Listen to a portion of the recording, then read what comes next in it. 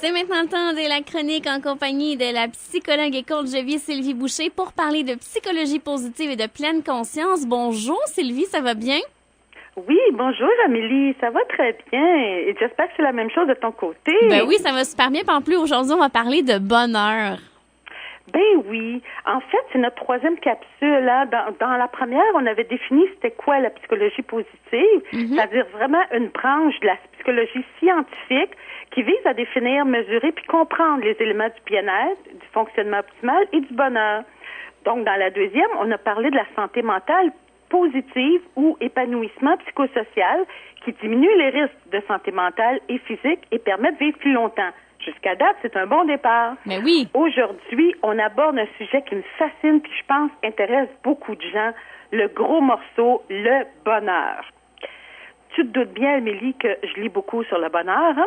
Oui. Alors, imagine ma surprise quand à un certain moment, j'ai lu des textes qui parlent de la tyrannie ou de la dictature du bonheur.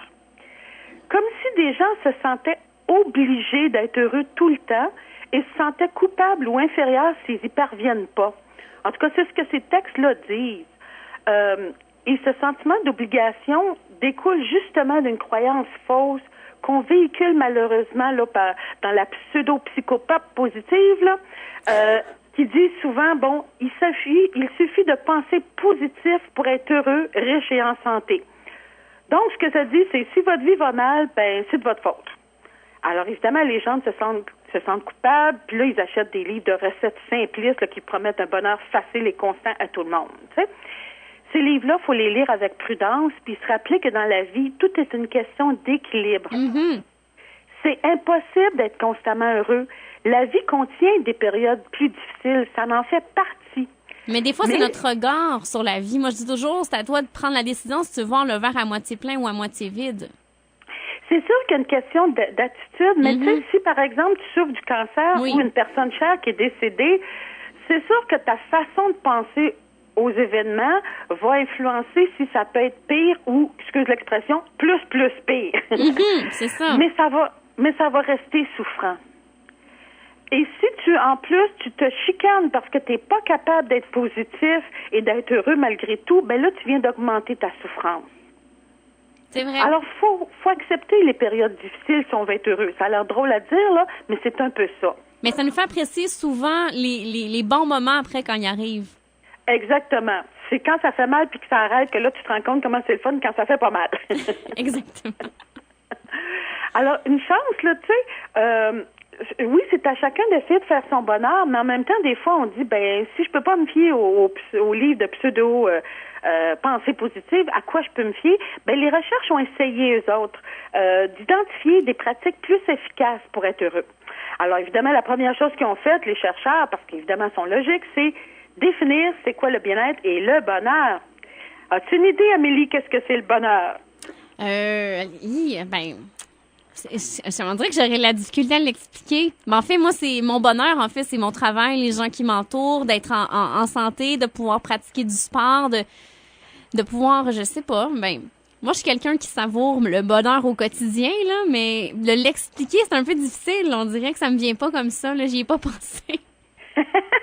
Ben, en fait, c'est vrai que chacun pourrait avoir sa propre définition du bonheur, hein, parce qu'il n'y a pas de réponse facile, universelle. Notre réponse, elle implique de préciser ce qui est prioritaire pour soi-même et pour avoir une vie satisfaisante. Alors, toi, tu as nommé différentes choses qui pourraient être différentes pour une autre personne. Alors, chacun, la définition du bonheur et d'une vie satisfaisante dépend de nos valeurs, de notre culture et aussi de l'époque. Hein. Autrefois, il y a 300 ans, les femmes n'avaient pas les mêmes caractéristiques de bonheur qu'aujourd'hui. Entre autres, au point de vue professionnel, ça n'existait pas. Alors, évidemment qu'on s'intéresse à la définition du bonheur, puis on n'est pas les premières ce matin là, qui fait ça. Au contraire, depuis l'Antiquité, on a des chercheurs, des philosophes qui s'intéressent à ça, et on s'est rendu compte qu'il y a deux grandes perspectives pour définir le bonheur. La perspective, écoute, attention, je prononce des grands mots, là, faut que je les prononce comme il faut. La perspective hédonique. Qu'est-ce que ça veut dire, ça? Je te redéfinis ça, ça pas long. Je te rajoute la deuxième, juste pour être sûr des compliqués. La perspective eudémonique. Hein, on rit plus, là, ce matin-là. Non, hein? La perspective hédonique, en fait, ça vient du grec ancien qui signifie plaisir. Hein, c'est simple comme ça. Donc, une perspective hédonique, ça décrit le bonheur qui est associé à une vie plaisante, un bien-être subjectif qui est relié à la détente, l'amusement, la facilité. C'est essayer de vivre une vie qui contient le maximum d'émotions agréables et le minimum d'émotions désagréables. À première vue, ça peut sembler très intéressant, hein? Mais c'est une perspective qui est trop limitée puis qui présente certains inconvénients. Un peu comme je disais tantôt, ça encourage la fausse croyance à savoir qu'il est possible d'être tout le temps heureux et même de contrôler ses pensées et ses émotions pour se débarrasser de tout ce qui est désagréable. C'est pas vrai et ça va plus loin que ça. C'est cette croyance-là peut entraîner beaucoup de souffrance parce qu'elle peut provoquer aussi beaucoup de comportements d'évitement. Les gens vont essayer fortement de ne pas ressentir d'émotions désagréables. Je comprends que c'est pas le fun, mais plus on les combat, plus on essaie de les éviter. Par exemple, soit en évitant certaines situations ou soit même en ayant des comportements pour oublier. Là. Tu sais, drogue et alcool, ça sert à ça, hein, c'est de l'évitement. Alors, tous ces comportements-là d'évitement font partie des facteurs qui favorisent l'apparition et la persistance de plusieurs psychopathologies.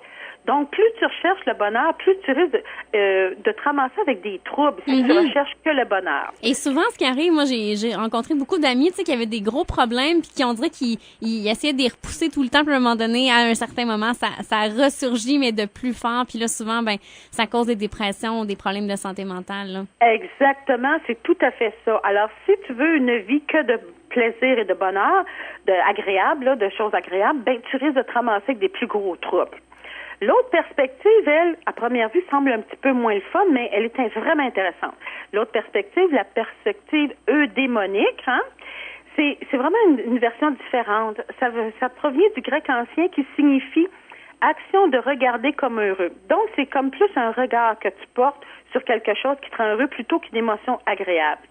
Entre autres, ça décrit beaucoup le fonctionnement optimal ou la satisfaction que tu peux ressentir quand tu poursuis des objectifs plus complexes. Quand tu me parles de ton travail, là, on peut présumer que c'est pas toujours des moments agréables, mais qu'il y a autre chose qui fait que c'est agréable pour que ça te rend heureuse. Donc, ce que ça dit, c'est cette perspective-là, elle dépasse le petit plaisir personnel et elle implique plutôt de développer ses compétences, de repousser ses limites, de faire preuve de persévérance pour mener une vie riche et pleine de sens. Ce type de vie-là, ça permet un bien-être qui est plus profond et durable, tout en impliquant parfois une dose importante d'inconfort, là. Quand j'ai commencé mon doctorat, c'était pour me faire plaisir. J'ai-tu besoin de te dire que je ne me suis pas toujours amusée? J'ai travaillé fort, je travaillais encore très fort et des fois, je m'arrache les cheveux à me demander qu'est-ce que j'ai fait. Mais bizarrement, ça me rend heureuse. C'est pas agréable sur le coup, mais ça donne du sens. Ça me permet de dépasser mes limites. C'est ça, de dépasser toi-même, oui, c'est ça. C'est exactement ça. Ça permet donc cette perspective-là eudémonique, c'est pas juste du plaisir, c'est vraiment ça permet de donner le meilleur de soi-même. La même chose pour les parents. Si on prend la perspective hédonique, c'est-à-dire celle qui est axée sur le plaisir, quand tu élèves des enfants, il y a plusieurs facteurs qui pourraient nuire au bonheur. Les nuits blanches, la surcharge de tâches, la fatigue, les coûts financiers importants, les maladies. Si tu as plusieurs enfants, ils se les transmettent un après l'autre. Il faut aussi que tu gères de temps en temps des difficultés d'apprentissage, des crises, des comportements difficiles. Bref, ça rentre pas dans la catégorie émotion agréable. Donc, si tu es dans une perspective hédonique, si tu cherchais que le plaisir et les émotions agréables, ça ferait longtemps que la race humaine serait éteinte. Ouais. Parce qu'on ne donnerait pas la peine de pondre des petits Moses qui vont nous faire vivre plein d'affaires difficiles. Par contre, être parent, c'est pas juste ça, heureusement. Ça nous amène à donner le meilleur de soi-même, à prendre soin de ces enfants-là, et donc d'entretenir des relations intimes qui sont authentiques et riches. Ça t'oblige à mobiliser tes ressources dans une succession de défis complexes, là, un après l'autre. Puis plus, ma mère me le disait quand j'étais jeune, plus les enfants sont grands, plus les défis sont grands. Et elle a bien raison. Donc, plus comme parent, faut que tu mettes tes ressources à contrition. Mais tout ça, ça donne un sens profond et durable à ta vie et ça peut rendre heureux. Donc, c'est vraiment, on n'est vraiment pas dans la perspective du plaisir, on est dans la perspective du fonctionnement optimal et de donner un sens. C'est ça que les parents vont dire. Ah, mes enfants, c'est mon plus grand bonheur.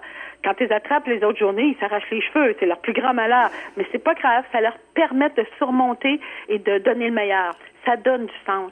C'est ça la perspective eudémonique. Et je pense que tu avais un petit défi à nous faire cette semaine.